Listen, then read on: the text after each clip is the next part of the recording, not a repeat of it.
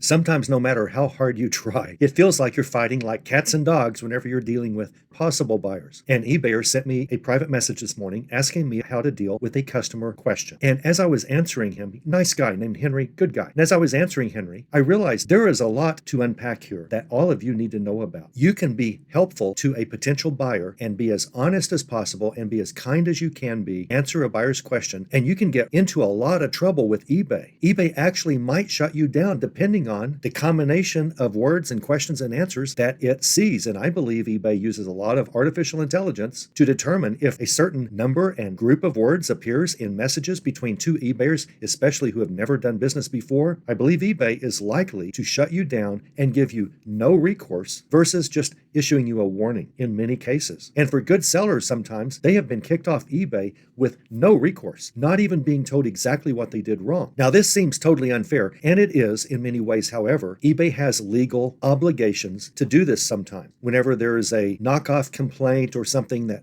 appears to be plausible, and whenever potential buyers and sellers are trying to deal outside of eBay, eBay just wants to get rid of that. And that's what we're going to talk about. This isn't a very long video, but you really need to understand about 4 important points because you could get caught in this without knowing, and you could be hammered by a scammer, stolen from, your account closed down by eBay. All sorts of things can happen, and you're just the innocent seller in all of this, truly innocent. So this morning, Henry sent me a question, and it went something like this. I got a question from an eBayer who said, I don't accept his payment method. Before I contacted eBay, I thought I would ask you about this. Well, good thing you did, Henry. I believe that this eBayer probably sounded a little bit angry. I just kind of gathered that from the question in Henry's message, kind of like this cat glaring at this poor little puppy. Poor little puppy's the seller. That's Henry. That's you. That's me. And you've got this eBayer glaring at us saying, you don't take my payment. You need to fix this. What's wrong with you? This actually is a routine question. It's not extremely common, but as an eBayer, you'll get this type of question every 2 or 3 or 4 years. You'll also get a question from someone internationally that says, you don't accept payment from my country. What are you going to do about this? Well, you need to be careful when you get something like this. First of all, I didn't understand at first that Henry was talking about someone who actually had bought from him already. They tried to buy an item. It was in their cart. They were checking out and they couldn't pay for it. I thought it was a buyer just complaining that Henry didn't take their payment method. That does happen. That is a question you will get once in a while. In the 26 years of selling on eBay, it's probably been at least half of that, at least 13, 14 years since I've had a possible scammer or spammer or thief deal with me. But I think with high number of 100% positive feedbacks, I believe scammers just don't really bother sellers who have a lot of feedback. They know that they're not going to get anywhere with us, so they work on people with much lower feedback. And if you're new to eBay, I've done a video that shows you how to be careful about people like this because they will hammer you. They'll hardly ever attempt to hammer me. Now, anytime that you get a message from an eBayer about payment you don't accept or about a country you don't sell to, you need to be very careful. That eBayer is likely a scammer. There are things they can do when they get you talking to get you to do different things. And I'm no expert on scamming people. It's just not something I ever do or have an interest in doing. But they're fishing for something and you better be careful. So what do? Do you contact eBay and find out why it's not allowing this person to pay you? No. For instance, when you get a question, why don't you sell to my country? Well, you may or may not sell to their country. All they have to do is look at the listing and they'll see what type of payment methods you accept because they'll see what type of payment methods eBay accepts. And I think if you have blocked a country that I'm getting ready to talk about, if you blocked a country, I don't think that nation can see your listings. I don't know for sure, but that's my guess. Now, you're going to get a lot of questions from potential buyers you haven't dealt with before that ask something like, your picture makes this look kind of silver, but it's supposed to be gray. I just want to make sure what color it is because I want it to match the ones that we have. You're going to get product questions. Those are totally legit. I mean, you can sense when they're asking something about an item, and you should always answer those promptly. That's how you get sales from people who are very interested in your item. They just need a little more detail. You didn't tell me how tall it is. Can you tell us how tall this thing is just so we'll make sure that's what we want? Those types of questions are great. People are almost ready to pull the trigger and buy your item when they're asking questions like that. Payment questions, country questions, that's different. Now, you can always look at the person's feedback and see, are they pretty new to eBay? If they are, they might be scammers. They might just be ignorant. Either way, they're new to eBay and it's probably not something that you should be dealing with. They're going to be trouble almost for sure. But if they've been around forever, if they have 1,000 feedbacks or more and it's all very good, still might be a problem. People sell computers all the time at garage sales and estate sales and thrift stores. They just donate their computers. They don't even delete the disks. And people are buying computers just to be a scavenger of data on that computer. And someone may have left their eBay account totally open, all their passwords in a file somewhere. And people that buy used computers, they're able to get into accounts with that sort of information. And so it might be a legitimate eBay buyer buyer account, but someone else now has access to that account all of a sudden. So just because an eBayer has been around for a while with a lot of feedback, that doesn't always mean it's not a scammer, but that's certainly something to consider and something you should look into to kind of determine, is it possible that this is a legitimate question? So that's number one. Look at the feedback, see if they have very recent feedback and it's good, just to see the likelihood of them being legitimate. Now, if you get the common question that's often a scam question, you don't ship to my country, why not? Well, maybe you do, maybe you don't. If you use eBay International Shipping, and most of us should, it's so much easier. All you have to do is get it to eBay's International Shipping Center in Illinois, and eBay does the rest. If there's a return, you don't have to mess with it. As long as you get it to Illinois, if eBay messes up and it doesn't arrive in the international buyer's hands, that's eBay's problem, and you will not have any mark against you because of that. Now, most people who use eBay International Shipping, which is pretty much the default, most people don't take the trouble to go in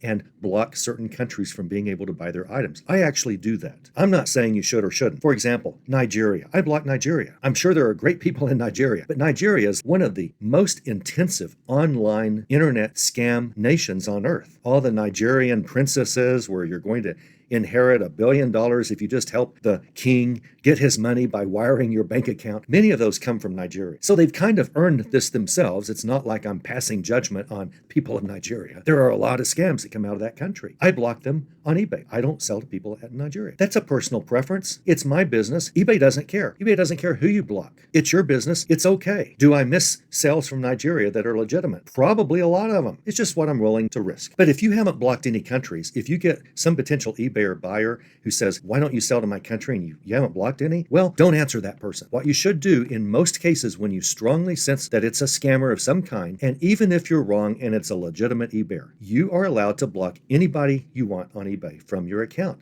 from dealing with you. And I've done a video before on how to block other eBayers from being able to transact on your account. And you should probably do that when you get questions like this that are very odd. Just block them. eBay does not care that you've blocked them. I tell you how in that video, and you should just probably do it and move on. Now, if you're a little bit worried and you think, well, this buyer is trying to buy from me and they're not able to pay, and they're telling me I need to do something about their payment method, well, maybe you want to contact eBay about that. Guess what? Don't. You are not responsible for a buyer's payment system. eBay is responsible for that. You don't handle payments. eBay handles payments now. If the buyer doesn't have a payment method that eBay accepts, that's not on you. And if you call eBay customer support and you say, I'm having a problem with this buyer doesn't have a payment method that she can use to buy my item that they're trying to check out on, eBay's going to tell you, we can't help you. We cannot converse with you about another eBayer's payment account. Have them contact us if they're having problems. eBay's not going to listen to you because you don't have any right or business to be talking about someone else's payment system. And it's nothing personal. They just can't help you, help them. They can help them. They can't help you, help them with their payment. So if it's a legitimate payment problem, they need to contact eBay. Now you can tell them that. I think I would just block them and move on. But it's just the odds are good that it's just not legitimate. One more thing. If you've not done business, actually had a transaction with someone on eBay, and they ask you about payments or something, you'd better be very careful about answering because eBay might suspect through their artificial intelligence that monitors all messages. eBay, by the way, has full access to all of your messages between you and your buyer. That's nice for you as a seller to know that. Buyers don't know that. They actually probably think that private messages are private on eBay, but they're not. eBay can read all our messages. Knowing that gives you an advantage, by the way, if there's ever a problem between you and a buyer. A buyer can state that they're just trying to do you wrong or something, and eBay's going to see that if you raise that up to the customer support's attention. But if you've not done business with someone and they're asking questions like countries or payments, you should just not answer. You really should just block them and not answer. Even if they're legit, even if someone's trying to check out and they can't pay and something's wrong and they're honest and they're innocent and they're doing some little thing wrong or something, but they can't buy your item and they're trying to, and you would love to sell it to them, but if you answer questions about payments, eBay very well may think you and this buyer are trying to transact business off eBay because you haven't done a transaction yet. You're talking about Cash App or PayPal or something, and no one's bought anything yet. That's trouble for sellers because eBay has definitely cut off sellers, closed their account out of suspicion that you're dealing offsite on eBay without it actually happening, without that actually being an intent, at least on the seller's part. But the seller just caught up in wording, and eBay shuts you down, and usually it's for good. Usually you can't open another account in another name. I mean, it's a problem. eBay's really good at seeing if someone who's been shut down before is trying to open another account, that same IP address or that same email or that same bank account. I mean, you've got to make sure you really are a different everything. If you want to try to open up a new eBay account after eBay tells you you can't, we will watch for new accounts coming from your situation, email, bank account, IP address, whatever. When eBay says you're done with, you really are done with, and there's little recourse. So you just don't want to respond to questions on payments or anything else if they haven't bought from you before. Now, I told you at the very beginning, I misunderstood Henry. This was actually a buyer that did somehow buy the item but hadn't paid yet and was trying to pay. And I think the item showed bought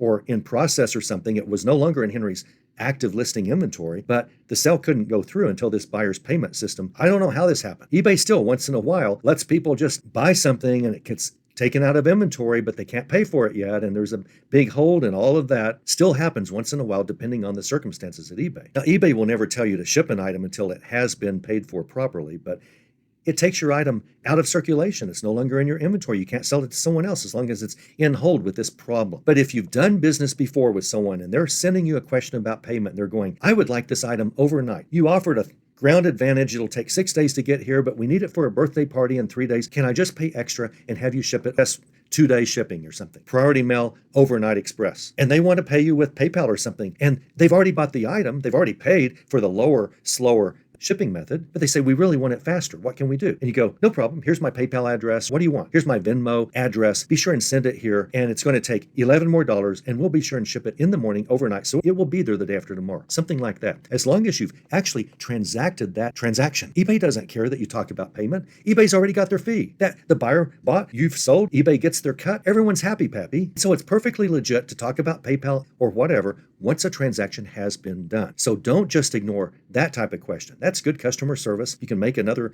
$1 or so. It costs $10.50 to ship overnight, and you charge, well, I got to go to all this trouble. PayPal's going to take a little cut. So you charge $11.75 for this, and you make a little bit more just for your trouble. That's reasonable. eBay doesn't care if you discuss payment methods once eBay's got their cut of the transaction. But if someone's asking for a phone number, or if they're giving you a phone number saying, call me, I want to talk about this, or they're talking about payments, or really international shipping, anything, and nothing's been done, they haven't bought something from you, you really need to be careful about that stuff. You probably just need to block them and move on, because it might be trouble. eBay might give you a warning. You don't know. That's why you don't want to risk it. Just don't respond to a phone number or a payment thing if no one's transacted with you yet. So that's kind of a roadmap depending on what an eBayer asks you or contacts you about. You need to have all of this down to protect your account. If you ever want to ask me a question like Henry did, feel free, just post a question here on the YouTube. It doesn't have to be on this YouTube. You can ask a question on any of my YouTube videos about anything related to eBay, and I'll answer it. I read everything. I answer every question. No problem. Feel free to. It's okay. And better to ask me before you answer a suspicious question from an eBay. Far better that you ask me, because I can't close your eBay account, and I wouldn't if I could. And I'll be glad to give you my professional opinion. It's worth what you're paying me, which is zero, but at least you're going to get someone's answer who has a lot of experience in this. I've seen a lot of things in more than a quarter of a century on eBay, and I'd love to help you. Anytime you want, I'm here for you.